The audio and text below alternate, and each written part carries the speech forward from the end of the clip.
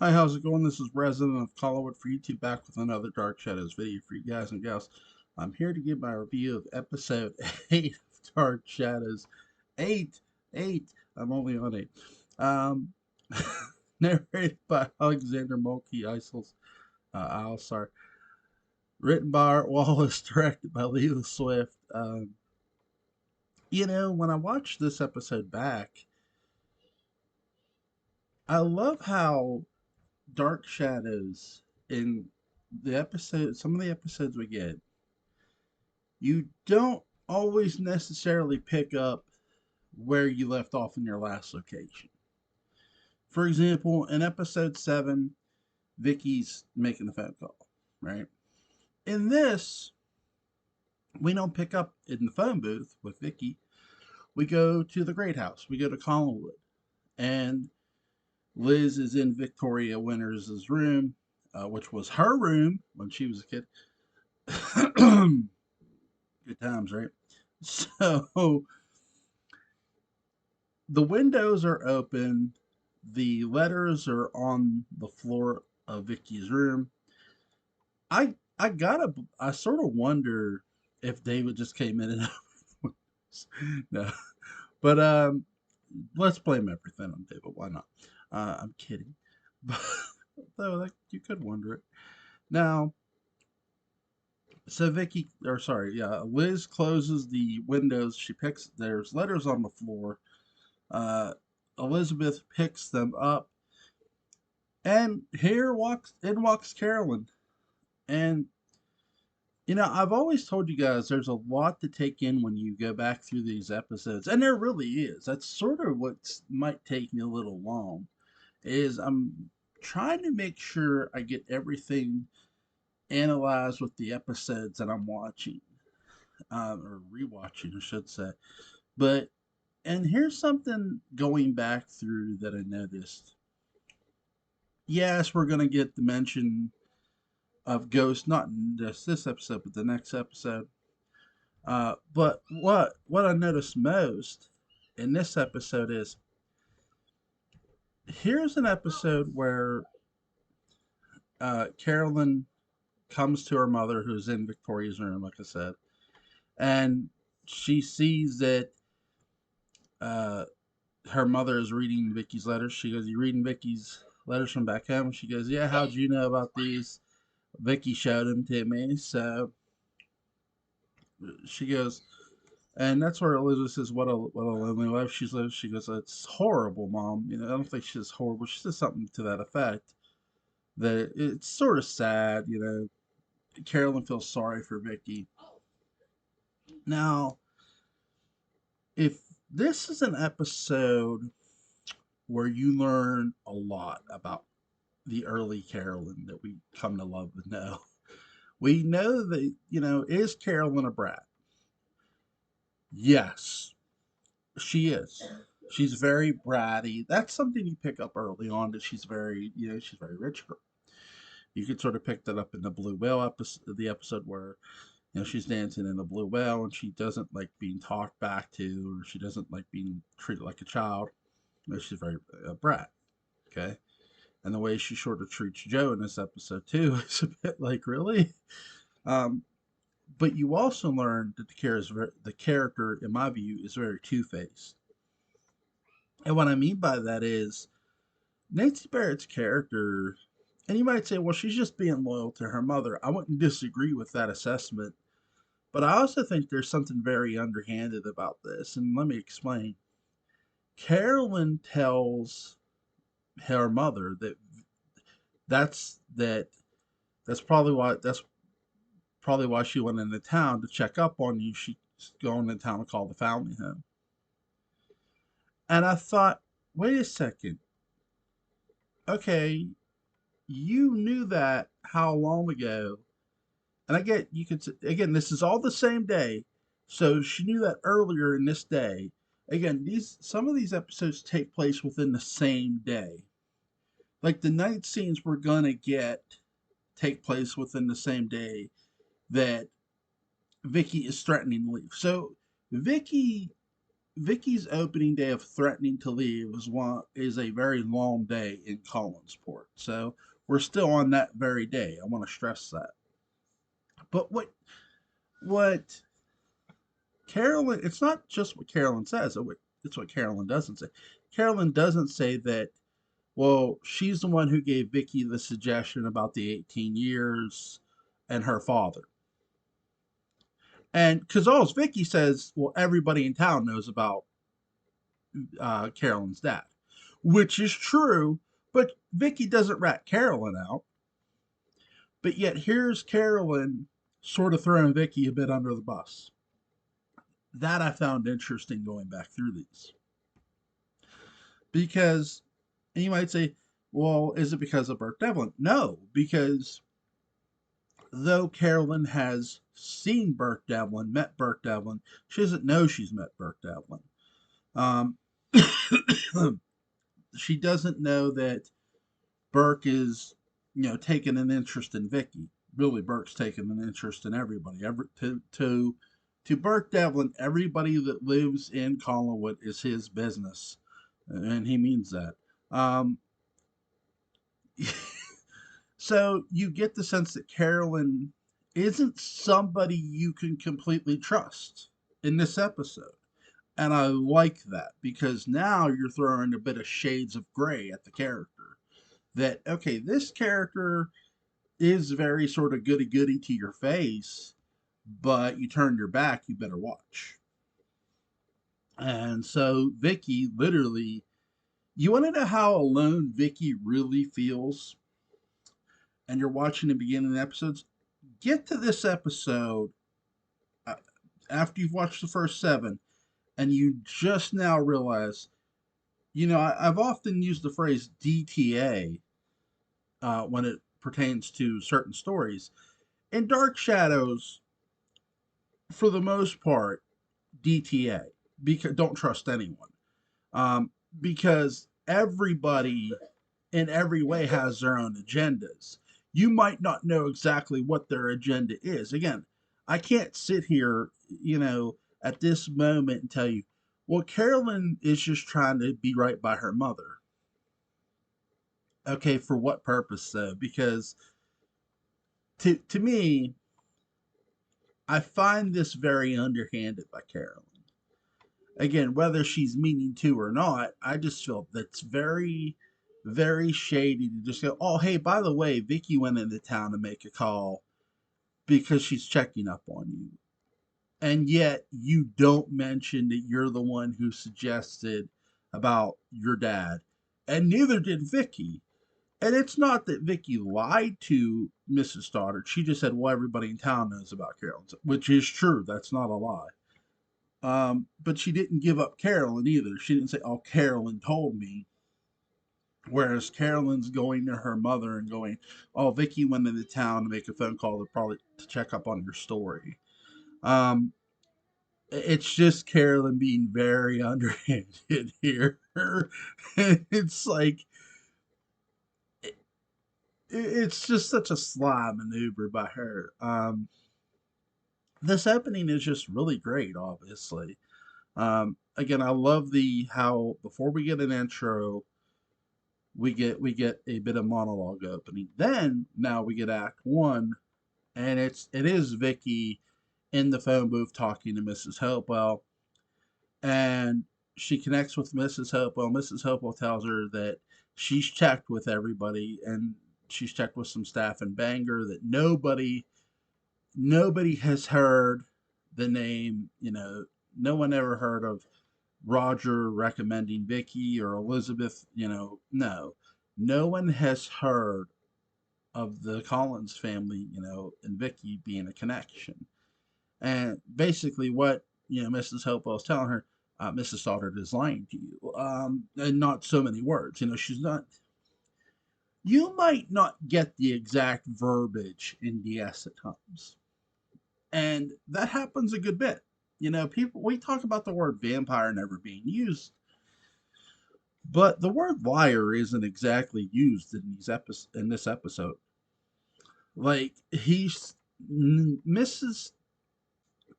Miss Hopewell, Mrs. Hopewell or Miss Hopewell isn't saying Elizabeth. She isn't saying, "Oh, Elizabeth is a liar," but that's what she's insinuating to Vicky, that Mrs. Stoddard is lying to her, and Mrs. Hopewell was right. Um, and she tells Vicky, "I'm sorry, this wasn't much of help to you." And Victoria Winters is like, "No, this was more than help you realize." Lets her know that she's being caught, and she doesn't really like it. Again, I've talked about ulterior motives.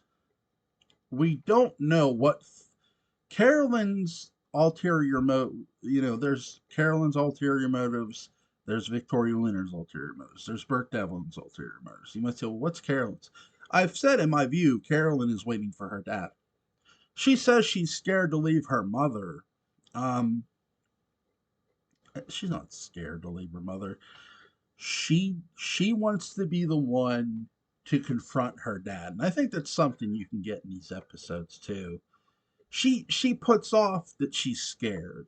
She says she's scared, and she sells it when you con people.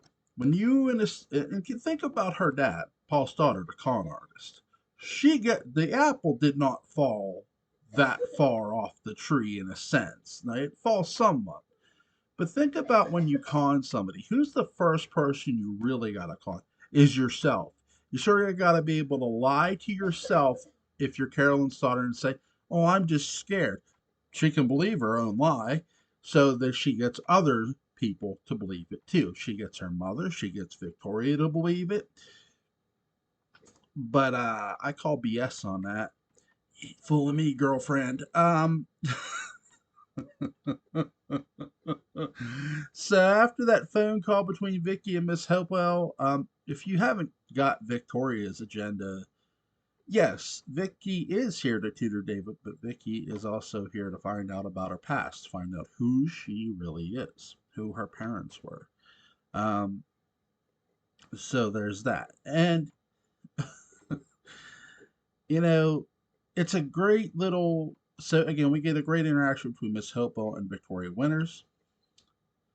I really like the fact that Elizabeth in the drawing room is looking out the window, and you have Carolyn asking about Joe, and Elizabeth's face is so full of many things. It's not just anger, it's regret, it's anger, it's also a bit of sadness.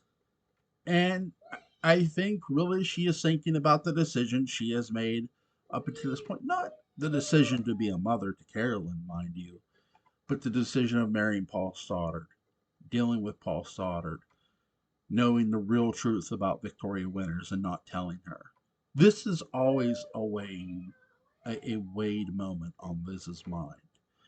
And she will go as far as possible to keep a secret from Victoria because, in her mind, whether you tell her she is or isn't, in her mind, she's protecting Victoria Winters, not hurting her. Um, and there's no convincing, even if you know the truth, there's no convincing Liz otherwise. And I really just love Joan Bennett's face as she's looking out the window. The Dark Shadows actors and actresses, yes, they sold with their lines, but they really sold with their facial expressions too. You could tell that the weight of the world was often on a lot of these characters' shoulders by the way the actresses and actresses did their facial posturing. And I love this from Joan here, looking out the window. And the camera shot is perfect too, because you can still see Carolyn, Nancy Barrett's character too. It's a great shot. You could say, oh, it's a set. Yes, it's a set, but it's still a hell of a shot by the camera crew. Give them credit. Give the Devils their due because they damn sure deserve it. Um, Again, I just love the shot and I love the expression she's making. And Carolyn comes over to her mother. She goes, "Would it really be so bad if she called the foundling home?" I love this question, and Joan's reaction is really good. It's sort of like, no, it guess it wouldn't. I love that because, like, as much as she wants to be mad at Victoria, she also has to be mad at herself. She can't just be mad at Vicky for checking up on her. It's like, hey, you brought her here. It's like no matter what you want to say, at the end of the day, Elizabeth knows the truth, and she's also sort of confronting herself with that truth in her own inner thoughts. Before Carolyn even asks that question, that's why she's staring out the window. I know I keep going back to that. I apologize, but you have a great moment of Nancy Barrett asking that question, and she goes, "No," she goes, "And why? What? Because she's lost. She's lonely. She looks in shadows." Well, no offense. Here's what I'd love to say. Well, where would you else would you want her to look? I mean, she doesn't know who her parents are. That's what I wanted to say to Elizabeth there. Like, it's a great line. Don't get me wrong, because it's like you're just trying what. From a character standpoint, I get what Liz is trying to do, and I love how Joan just plays this off as she's in a sense what she's saying is she's looking in the shadows, she's jumping at shadows. That's in a sense what she's saying. She'll jump at anything that could potentially lead to her parents, whether it's right or wrong. And again, Liz just doesn't want her to keep jumping at those shadows while she's here. Though, and that's what Liz is trying to portray to everybody. Oh, she's just jumping at shadows. That's a nice cover, isn't it? That's a nice little sly way of, oh, she's just overreacting. Uh, it's a really good character move by Liz to sort of because with Liz, well before the introduction of Barnabas, where Barnabas is always like it's like a game of chess. Well, with Liz, it's like a game of chess. You're not playing checkers with these people. You're playing a heavy game of chess, and it's like for every one move you've made, it's like they're 5 moves ahead of you to anticipate your movement and to say whatever the hell they want to anyone else to cover their ass. And that's what I mean by here's a character who in Liz is saying Vicky looks into shadows because she's lost, because she's lonely. In a sense, what she's saying is she's jumping at shadows. She's jumping just that nothing's really there to look into. That's what Liz is saying to Carolyn. And it's called Covering Your Ass 101 Kids. Look it up. Joan Bennett may have wrote the book as a character of Liz. Actually, Art Wallace and Paris. Still. Um, Great job, right? Just great acting. So there's a knock on the door, and here's Joe Haskell walking in with flowers abound. He's got flowers for Liz. Then Liz go put them in water. Then he's got flowers for Carolyn. And he goes to an ex fisherman. She's like ex fisherman. She goes, Bill Malloy took me off the boats today. She's like, Joe. He's like, no, no sense of humor, no sense of humor at all. And you learn that Joe gets a raise. Joe is now a checker. He's making a little more money than he was, $20 an hour. That's nice money.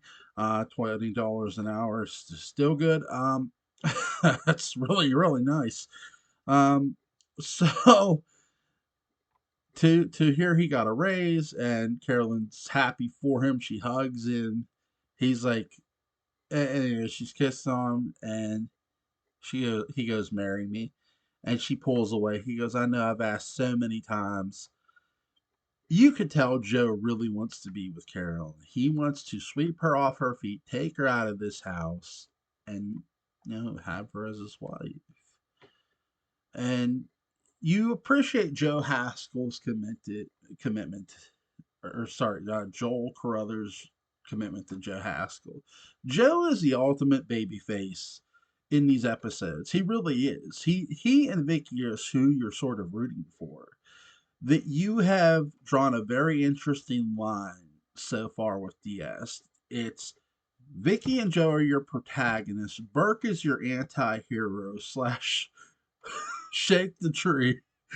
And your villains, are they the Collins family? Who knows? They seem to be hiding things pretty conspicuously. Um, Time will tell, right? So you have a great conversation between Carolyn and Joe about again marriage. Um, Elizabeth walks in. She's got the tea. It's like you're bringing in tea. Something's up, right? There's some conspicuous circumstances there. There's some suspicion going on here, and she brings it in, and it's like he talks about how he was talking to Bill Malloy last night, and Bill Malloy made no mention of it. And then all of a sudden this morning, and Carolyn is her. She's as she's sitting there, and her mother's sipping her tea, gets this look like, "Oh, you son of a." Carolyn's look is like, "You gotta be kidding me," but it's also like, "You son of a bitch." At the same time, she doesn't say the words, but her facial expression is so good. Then and I love how Jones Liz looks right over and she's like, "Oh shit, I."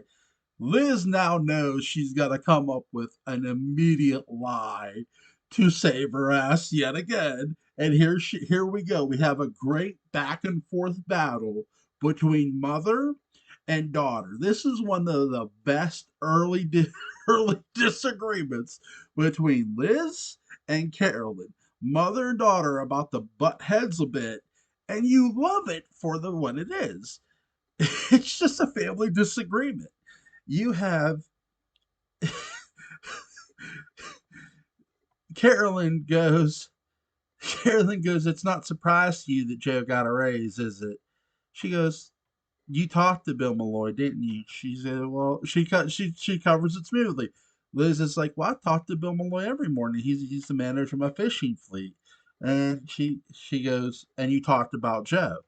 His name came up, and all he asked me that he thought he was recommending uh, Joe for the job. "Oh, did he recommend or did you suggest?" And she's like, "He recommended." And I said, "Okay, I just approved it, is all. It had nothing to do with so you two could get married quicker." So Liz, this is Liz saying, "Nice try, but check and mate." Okay. And what I mean by that is Liz says, "That's what you were thinking." And it's such a like the dialogue by Jones Elizabeth is so good here. It's criminal to watch. It really is. It's like this is the ultimate. Like, yeah, that's a nice try, sweetie, but no, no, you got to get up earlier in the morning and 12 moves ahead of me before you even attempt to call BS on me because I've already got that move ahead of you. I knew when you looked over me, I had 12 moves ahead of you. So she just, she just wants her daughter to be happy, but she did not arrange this. That's her story, and she's going to stick to it. And there's a knock on the door. Though I do like Joe Haskell's. Before I get to the knock on the door, I do love Joel Crothers. Joe Haskell, did you tell him to give me a raise? Like, because Joe feels like he earned this before all this, and I do think in a lot of ways Joe did earn this. As much as they're gonna that you can get the sense that he may have not have that they just gave it to him because out of really two reasons. One, yes, to marry Carolyn faster, and more so because Burt Devlin has come back into town and they know Burt Devlin is going to shake the family tree to its very core. Uh, so they're sort of planning ahead for Burke. But the one thing you can't ever plan for is those teenage spontaneous moments. They just happen, kids. We're gonna have one in the next episode. By the end of we're gonna have one by the end of next episode. Um, just really, really sad. So you have a really interesting moment that there's a knock on the door. Carolyn just wants out of that room and away from her mother. Joe is on sort of Elizabeth's side. He wants Carolyn out the house too, to live with him, and to marry him. So Carolyn leaves the drawing room, closes the doors, and Vicky walks in. She goes, "I forgot I had your key." I love that little character trait here. I honestly forgot I had the key to the house, even though I drove the car up. I love that. Character flaws make the characters feel more human and more relatable. Who hasn't forgotten they've had their keys in their own coat pocket, right? My wife forgets where she lays her keys all the time. So do I. I forget where I lay my keys all the time. It happens. It's a human error trait. And you love Dark Shadows for doing this. It's small, it's tiny, but it's all the more true. We tend to lose what we have possession of more often than not. Um, I love how Vicky's concerned about Carolyn, but I also love how Carolyn says, "Don't lose your courage now. I thought you were the bravest of between me and you. You gotta confront her." And she goes, "What, Carolyn? What's happened?" And she goes, "Just my future's being decided for me."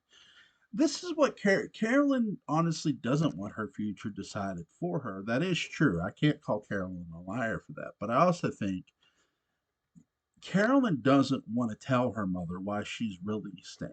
She feels her mother would just push her even harder, harder than when she's pushing her now. So Carolyn is playing one literal trump card in her entire life, and that current card is her father. She wants to confront him, and I do applaud her for this in every sense of way.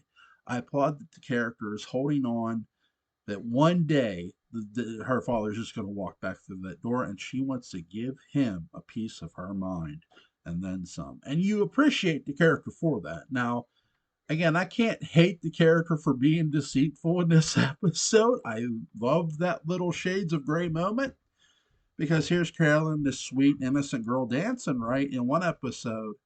And now we're getting, oh, wait, the plot thickens. Here's a character who isn't afraid to play both sides, especially if they're against each other. David got it honestly. He really did. And you can tell that in this episode. He may be Carolyn's nephew or cousin, but he gets it honestly from his family members, the deceitfulness, and he playing both sides part. David isn't the only one who does it. Neither is Liz. Neither is Roger. Carolyn did not fall far from the family tree. Either way. Um, so Vicky is up in her room, and there is an interesting conversation between her and Liz. Liz tells her, she goes, "I don't want you to leave, but you are free to leave here anytime you want." She goes, she goes, "How can you work here? And, quite, I want you to work here, but I don't need you questioning my every, questioning me the way you do." She goes, "Miss Stoddard, you make it so difficult." She goes, "I'm not trying to." Yes, she is. Yeah, absolutely. Yes, she is. I love Jones, uh, like, no sell emotion. I'm not selling that I'm mad, but I'm willing to cut bait with you if you don't want to be here. If you're going to question me or question my words, it's not a mean gesture. It's not her yelling at her. It's just very calm, cool, and relaxed. Again, this is the Elizabeth. Well, before we get Barnabas, is the ultimate chess player, and she is damn sure going to demonstrate that in a lot of these episodes. Bravo, Joan Bennett. Joan Bennett, ladies and gentlemen. God bless her. Um, just amazing. And her and Alexander's chemistry and her and Nancy Barrett's chemistry was just so criminally good. It's not, I can't even put it into words with this. Just go watch this episode and you will see some great, great acting between great actresses and a really good actor named Joel Carruthers, who played Joe Haskell. So after the conversation between Vicky and, you know, Vicky is trying to accept Liz's explanation. Vicky is saying, she goes, "Well, Mrs. Hopewell checked. Well, Mrs. Hopewell's wrong. She could have, maybe she didn't check every name. That is possible, isn't it?" She goes, "Yeah, I guess so." She's even causing Vicky to doubt her, not only herself, but Mrs. Hopewell. Not that Mrs. Hopewell lied. She's not calling, again, this is another indication of she's not calling Mrs. Hopewell a liar. She's just saying Mrs. Hopewell might have not have checked with everybody. There are a lot of names connected to that fouling home, as Liz elaborates to. And it's a very, very, very good scene. um, the ending scene is a big, big, interesting little fun because you get Mrs. Hopewell leaving a note sending a note to Victoria that soon after their phone call, a man who posed as a magazine reporter who admitted to being a private investigator was asking about what she was asking about, and the man's name is Wilbur Strake, who works for Burke Devlin, obviously. And I love Mrs. Hopewell. Do you know this man? Great question. She just honestly does not know what's going on. Mrs. Hopewell doesn't. Liz does. I love how Joe says to Liz, by the way, in this episode. This is my favorite scene in this episode, where Joe is telling Liz about Burke Devlin and him talking to Burke. And she says that Burke seemed to know everything about Carolyn, about her, about Miss Sarr. She goes, "What about Miss Winters?" So she was worried there a minute that she had. Then also he says, "All that you hired Miss Winters." That's all he really. But again, here's Burke who's digging in, like what's to quote Predator, to quote the movie Predator. Ryan Mitchell's character, Burke Devlin, is dug in like an Alabama tick, and he is going to keep digging until he draws blood, my friends, and then some. uh, uh, First of all, thank you guys so much. Episode 9 and 10 will be up Monday. Not tonight, but Monday morning. Hope you guys enjoy the rest of your weekend and enjoy what's left of 2023. And to everybody, to all the Dark Shadows universe, have a happy new year.